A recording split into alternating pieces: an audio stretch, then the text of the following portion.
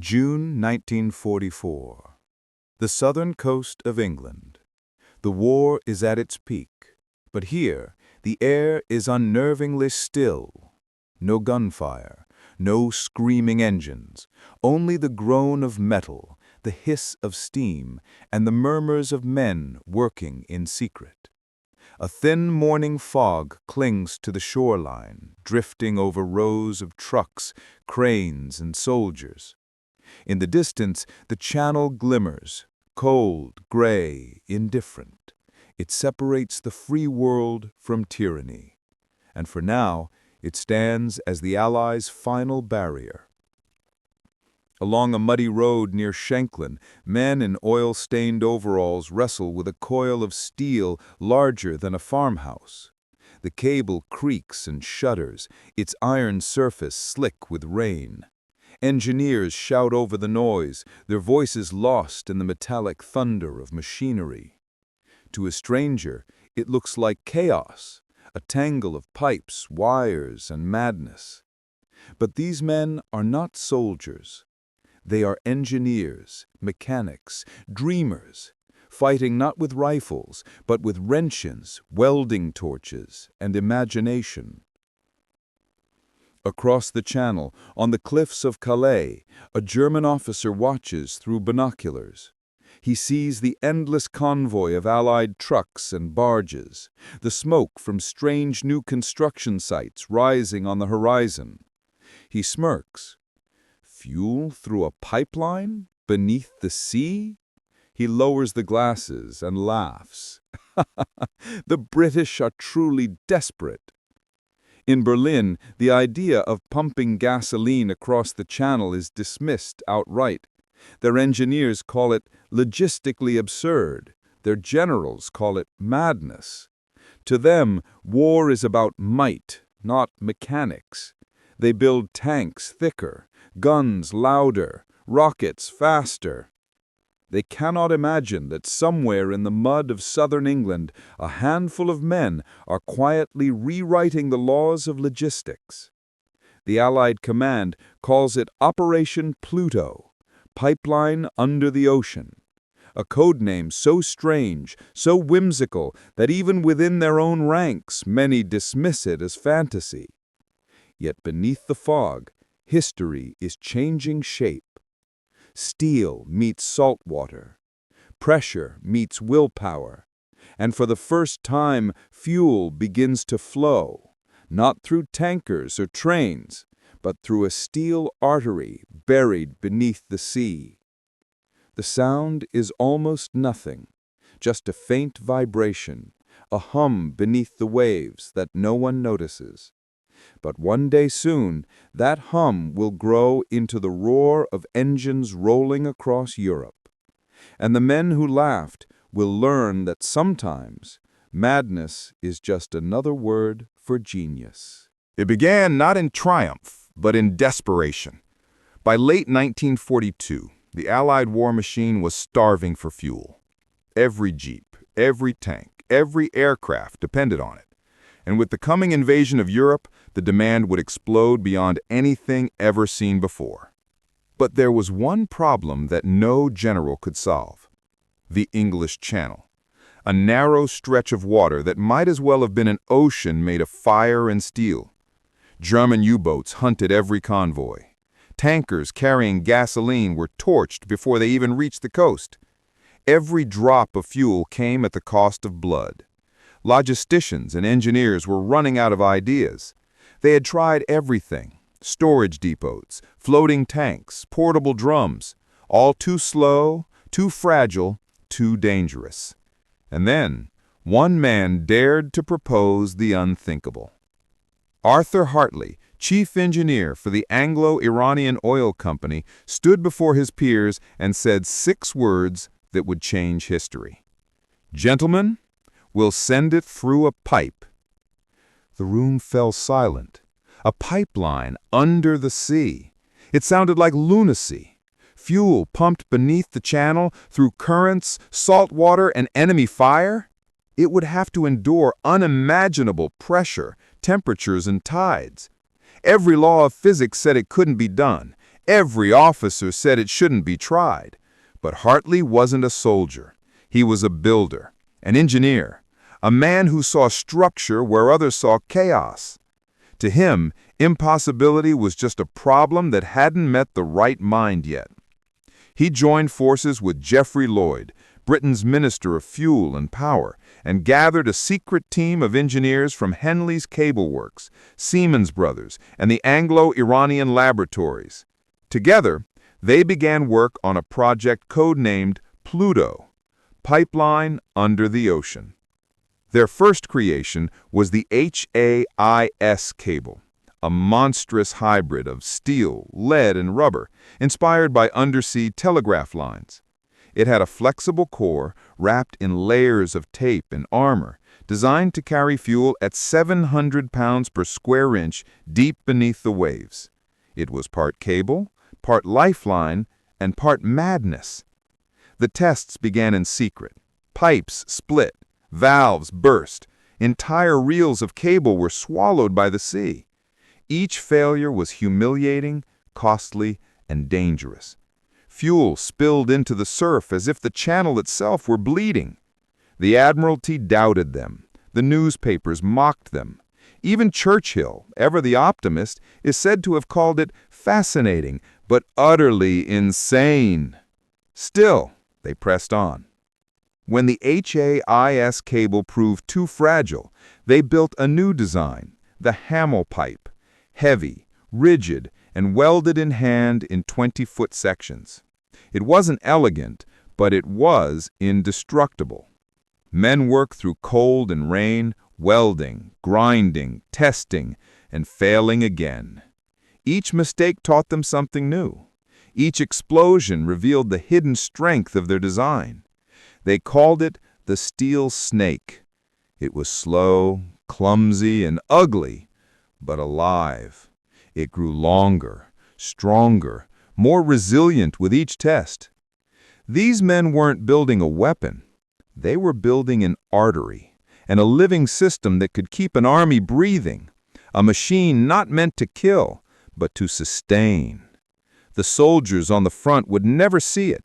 The enemy would never believe it, but the war would one day depend on it. No one imagined that this strange, fragile thing, this pipe of steel, sweat, and stubborn will, carried within it the seed of Allied victory. By the summer of 1943, the steel serpent was ready to face the sea. Months of design, failure, and sleepless nights had led to this moment.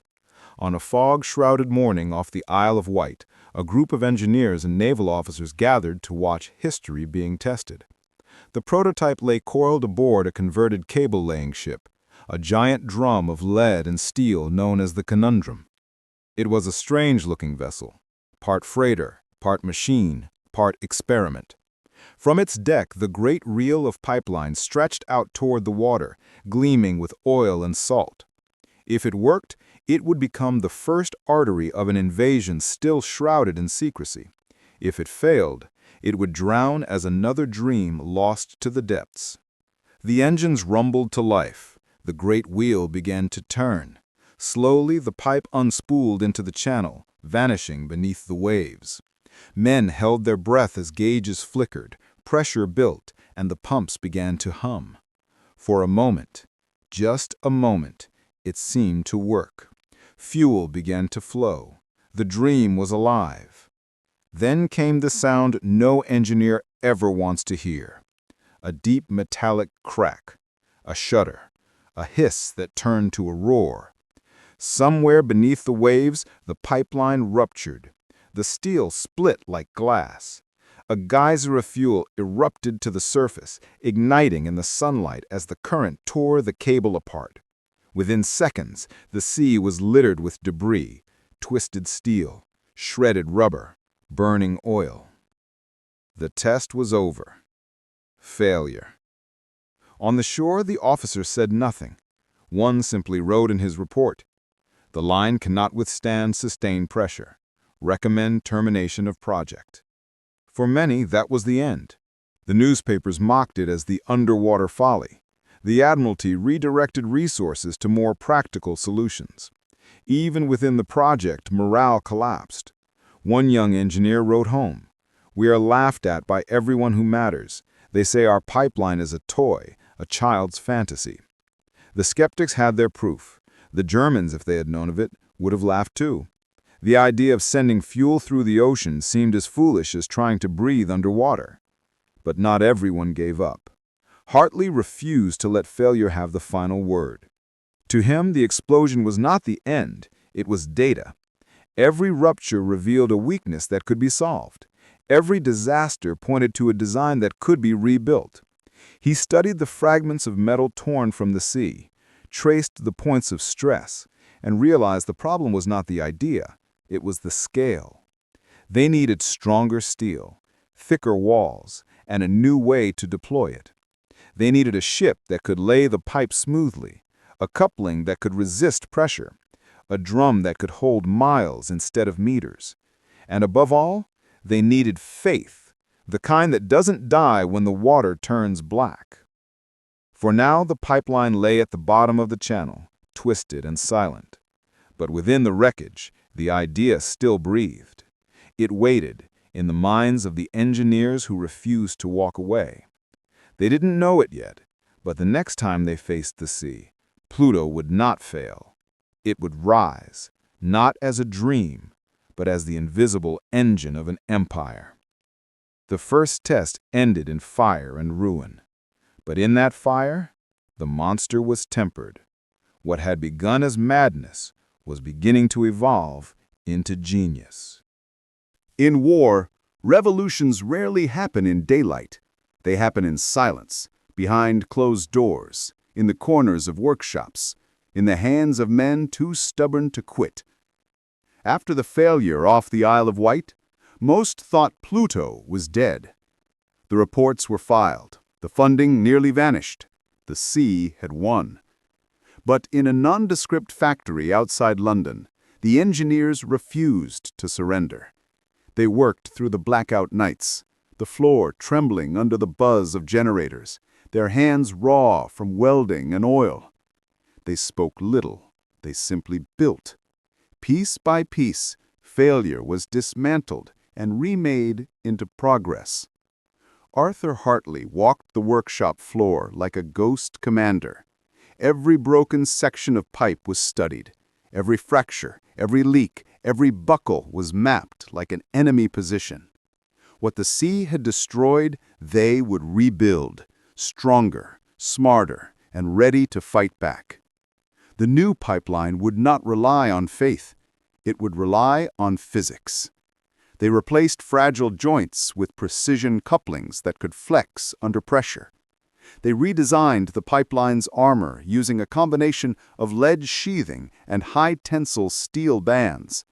The new material could withstand 1,500 pounds of pressure per square inch, double the strength of the original design. It was no longer an experiment.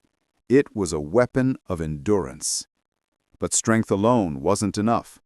They needed a way to lay the pipe, not in short, fragile segments, but in a single, seamless stretch from shore to shore.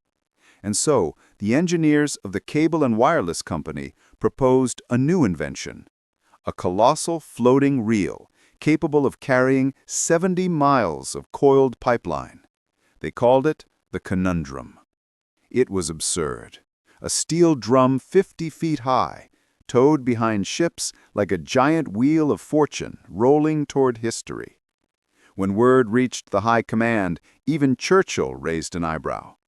"A pipeline under the sea, wound on a spool?" he asked. "It sounds like something out of Jules Verne."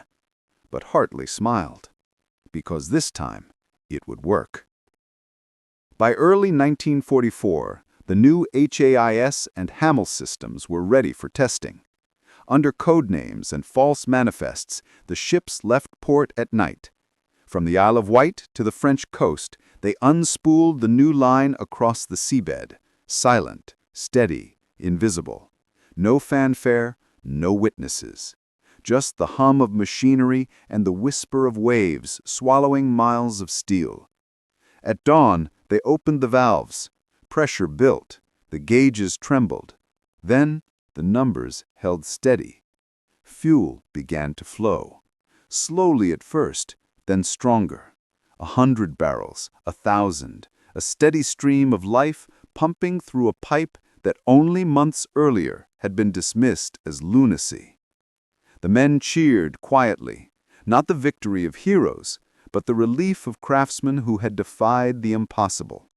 There were no medals, no headlines, just the quiet understanding that they had changed the course of the war. The pipeline worked. And as the test completed, one officer wrote in his logbook, "No rupture, no leak, full pressure maintained, operation viable." It was a short sentence, but behind it, the weight of history shifted. In the months that followed, new lines were built. Factories in Britain produced miles of pipe every week. Shipyards adapted entire vessels to carry the conundrums. PLUTO was no longer an idea. It was now an army of engineers, an industrial crusade. The men who once worked in secret were now part of one of the most ambitious logistical feats in history. They were building a vein beneath the ocean, a steel artery that would feed an army across continents. And yet, no one outside a handful of officers even knew it existed. No parades, no propaganda, no fame. Only silence. The kind of silence that hides revolutions. What began as madness had become method. What began as a joke had become the engine of invasion. The turning point had come, not with explosions or glory, but with the quiet sound of fuel flowing unseen beneath the sea. The war would never be the same again. By the summer of 1944, the beast was alive. The men who had once been ridiculed as dreamers now commanded a machine that stretched beneath the ocean, unseen, unstoppable, and utterly vital.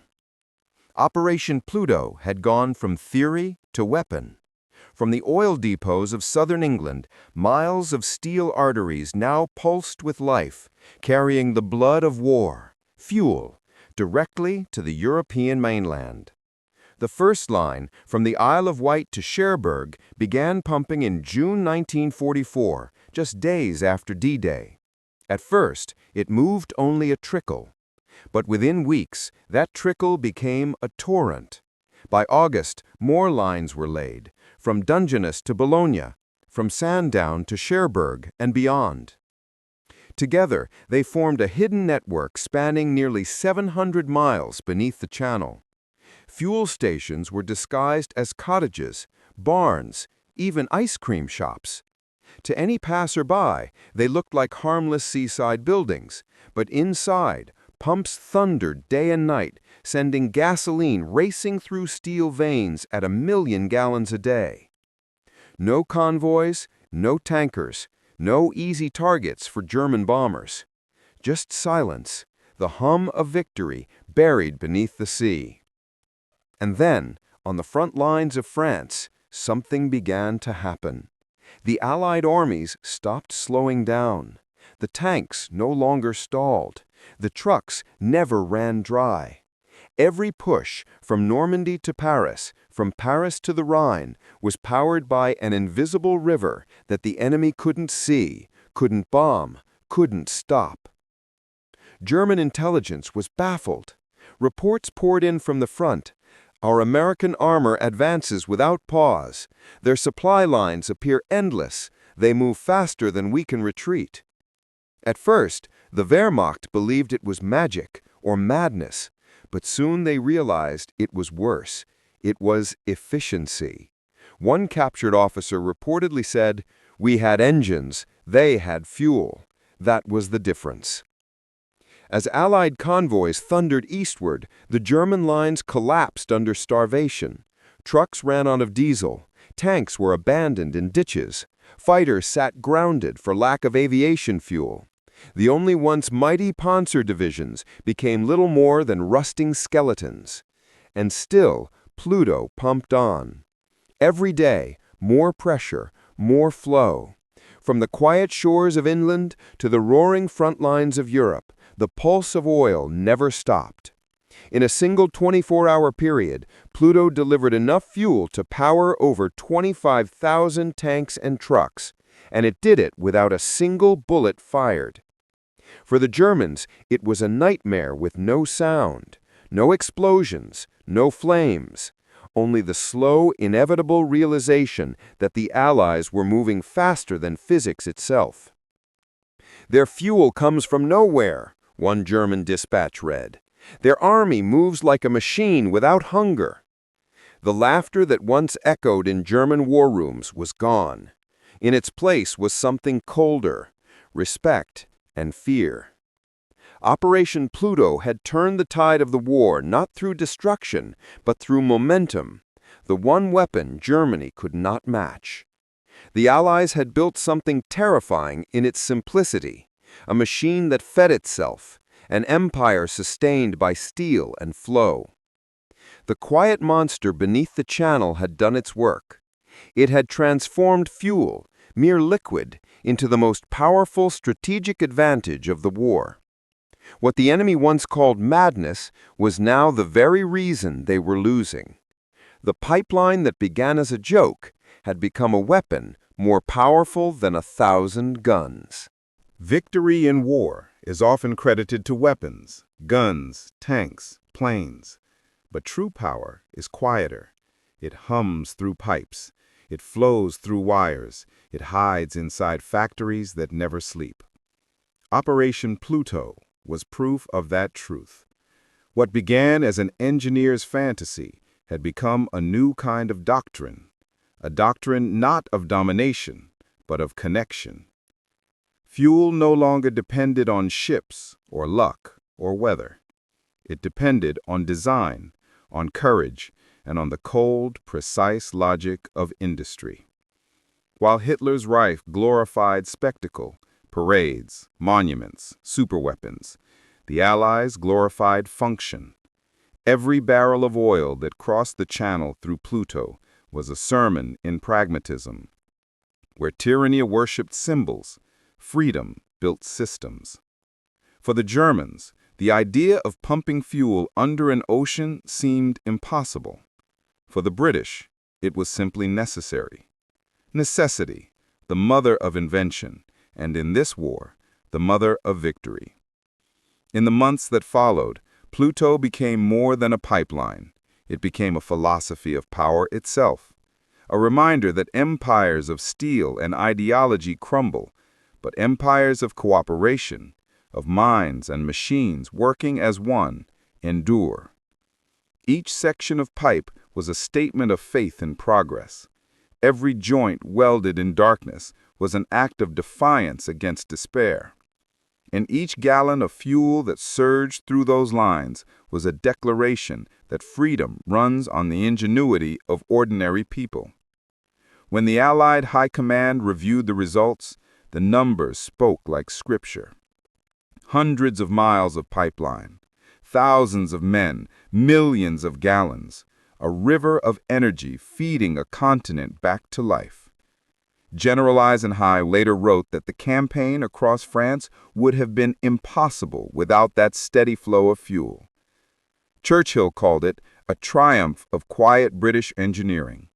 But history remembers it for what it truly was, a triumph of imagination over arrogance, of discipline over ideology, of adaptability over obsession. PLUTO redefined what power meant in modern war. It proved that victory did not belong to those who shouted the loudest, but to those who thought the deepest. Its legacy lived far beyond 1945. Every offshore oil platform, every transoceanic cable, every system that connects one shore to another bears the echo of that wartime dream, that knowledge, once linked, can overcome distance itself. Power, it turned out, was not just the ability to destroy. It was the ability to endure, to supply, to sustain. And in that endurance, PLUTO became the quiet heartbeat of a free world. December 19, 1944. Snow fell softly over the battered fields of Europe. The tanks that once crawled through mud now rolled freely toward the Rhine. The soldiers no longer wondered if fuel would reach them. They trusted that it would. Behind them, beneath the icy waves of the Channel, the quiet heartbeat of Pluto continued to pulse. Every drop of gasoline was a whisper of defiance, a reminder that what had once been called madness had become the pulse of liberation.